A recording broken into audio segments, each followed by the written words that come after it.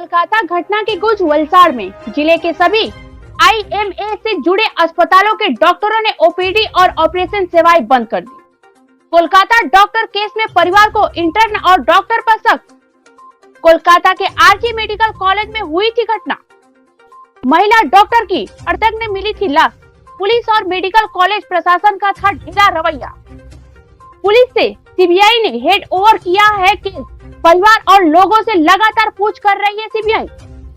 कोलकाता के एक सरकारी अस्पताल में ट्रेनिंग महिला डॉक्टर के साथ रेप और हत्या की घटना को लेकर देश भर में विरोध प्रदर्शन का सिलसिला जारी है।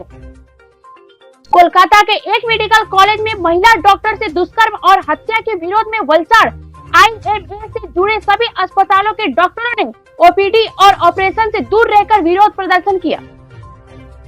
वलसाड़ शहर की मुख्य सड़कों पर रैली निकालने के बाद वे कलेक्टर कार्यालय पहुंचे और वलसाड़ के जिला कलेक्टर को शिकायत पत्र भेजा और सुरक्षा का मुद्दा उठाया।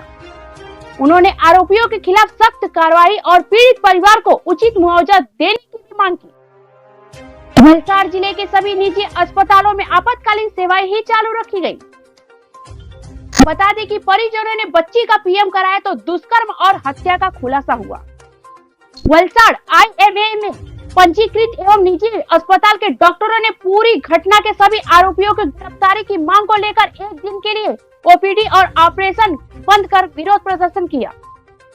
हड़ताल पर गए डॉक्टरों ने विरोध प्रदर्शन किया और मामले में शामिल सभी आरोपियों के खिलाफ सख्त कार्रवाई की मांग की। इसमें यह भी मांग की गई है कि देश के सभी अस्पतालों में डॉक्टरों की सुरक्षा बढ़ाई जाए। ઠીક પછી એના પછી જે શાંતિથી પ્રોટેસ્ટ કરતા હતા ડૉક્ટર એના વિરોધ પ્રોટેસ્ટન છે ત્યાંથી આખા ભારતમાં જે ઇમરજન્સી ચાલુ છે તે સિવાયની ઓપીડી સર્વિસ બંધ કરેલી છે એટલે ડૉક્ટરોની સુરક્ષા સ્ટ્રોંગ થાય એટલે વર્કિંગ એટમોસ્ફિયર અમને એકદમ સુરક્ષિત મળે અને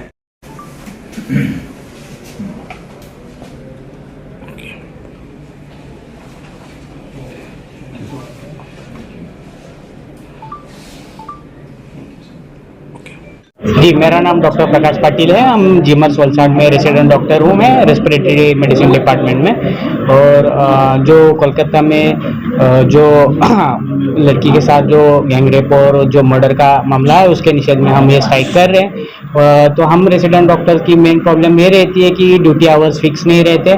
continue 36 hour 48 hours continue duty करनी पड़ती है, उसके बाद भी आराम नहीं मिलता। और उसके ऊपर पेशेंट के रिलेटिव और बाकी जो लोग हैं वो आके डॉक्टर्स को मारना वगैरह ये चीज़ें करते हैं। उसके वजह से हमें सेफ्टी फील नहीं होता है। तो हम इस सेफ्टी के लिए अभी लड़ाई कर रहे हैं और जो लड़की के साथ हुआ है उसको न्याय मिले, ये हमारी मांग है। आपकी मांग क्या है? हमारी मांग ये है कि जो क्राइम हुआ है उसकी अच्छे से जांच हो, जो भी उसमें पकड़े जाए उनको जल्द से जल्द जब सजा हो, उसके बाद फिर आगे ऐसी चीज़ ना हो। उसके वजह से सेफ्टी की जो भी है कि कैमरे वगैरह लगाए जाए, ठीक है, अच्छे से वॉचमैन वगैरह सीआरपी के जवान वगैरह वो खड़े किए जाए। और अगर ऐसा कोई क्राइम होता है या फिर कोई भी चीज़ अगर रेसिडेंट डॉक्टर के साथ होती है तो उसके खिलाफ सख्त से सख्त और जल्द से जल्द एक्शन ली जाए, ये हमारी मांग है।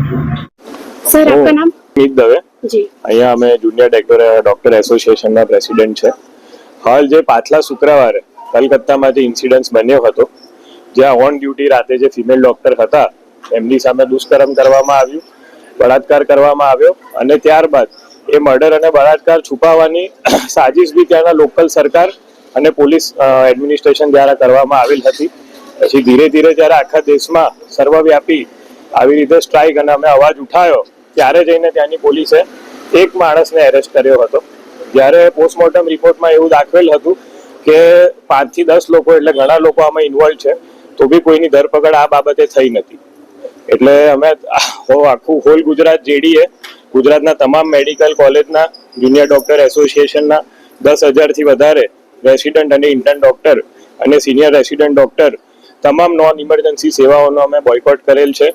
ઓપીડી વોર્ડ રૂટીન ઓપરેશન એ બધું કામકાજ બંધ છે અને આ વસ્તુ ત્યાં સુધી બંધ રહેશે જ્યાં સુધી એ પીડિતાને સરખો ન્યાય ના મળે। આ સાથે સાથે પરમ દિવસે રાતે જ્યારે કેસ સીબીઆઈને સોંપવામાં આવ્યો તો ત્યાંનો બધો એવિડન્સ અને બધું મિટાવવા માટે 5,000 થી વધારે લોકોએ હોસ્પિટલ પર એટેક કર્યો હતો। ત્યાં દર્દીઓ અને ડોક્ટર જોડે તોડફોડ થઈ, હોસ્પિટલ આખું તોડફોડ થઈ અને ત્યાં બધું જ સાફ કરી દેવામાં આવેલ હતું. એટલે આટલું સર્વવ્યાપી જ્યારે આખા રાષ્ટ્રમાં પ્રોટેસ્ટ ચાલતો હોય, બધા એક સાથે ઊભા હોય ડોક્ટરો આખા દેશના, ત્યારે બી પોલીસ સિક્યુરિટીની વચ્ચે આટલા લોકો કેવી રીતે હોસ્પિટલમાં ઘૂસી શકે અને આવી રીતે દર્દીઓ અને ડોક્ટરના જીવને જોખમ કરી શકે.